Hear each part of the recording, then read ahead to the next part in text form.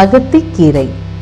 அகத்தியில் சாழை அகத்தி, பேரகத்தி, சிற்றகத்தி, சீமை அகத்தி என்ற அகத்திகளும் உணவுக்காக பயன்படுத்தப்படுவதில்லை. உண்ணும் அகத்தியில் 2 அகத்திகளே உள்ளன. ஒன்று வெள்ளை நிற பூக்களை உடையது. இதனையே பொதுவாக அகத்தி என்ற பெயரால் குறிப்பிடுவார்கள். மற்றொன்று செந்நிற பூக்களை உடையது. இதனை செவ்வகத்தி என அழைப்பார்கள். அகத்தியும் செவ்வகத்தியுமே உணவாக, மருந்தாக பயன்படுகின்றன. அகத்திக்கீரையின் மருத்துவ குணங்கள். அகத்திக்கீரை உணவாக பயன்படுகிறது.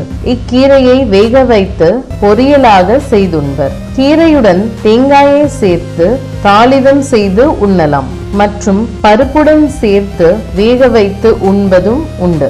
இதனை குழம்பாகவும் மிளகு நீர் செய்தும் உண்ணலாம். அகத்தியின் இளம் பூவும் மொட்டுக்களும் உணவாக சமைக்க உதவுகின்றன. பொதுவாக இப்பூவை தனியாக சமைத்து உண்பதில்லை. ஆனால் வடநாட்டில் பூவை தனியாக சமைத்துண்கின்றனர். இதன் காயும் கறி சமைத்து உண்ணலாம். அகத்திக்கீரையில் இலையும் பூவும் காயும் பட்டையும் வேரும் மருந்தாக பயன்படுகின்றன.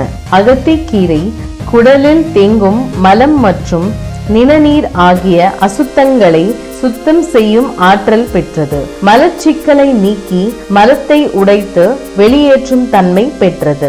அகத்திக்கீரை பித்த சூட்டையும் தணிக்க வல்லது. குடல் புண், அரிப்பு, சொறி சிரங்கு முதலிய தோல் நோய்கள் இக்கீரையை உணவாக உண்பதால் குணமாகும். தொண்டை புண் மற்றும் தொண்டை வலிக்கு அகத்திக்கீரையை பச்சையாக மென்று சாறை உள்ளே விழுங்க இந்நோய்கள் நீங்கும். இரத்த பித்தம், இரத்த கொதிப்பு ஆகியவை இக்கீரையை உண்பதினால் அகலும்.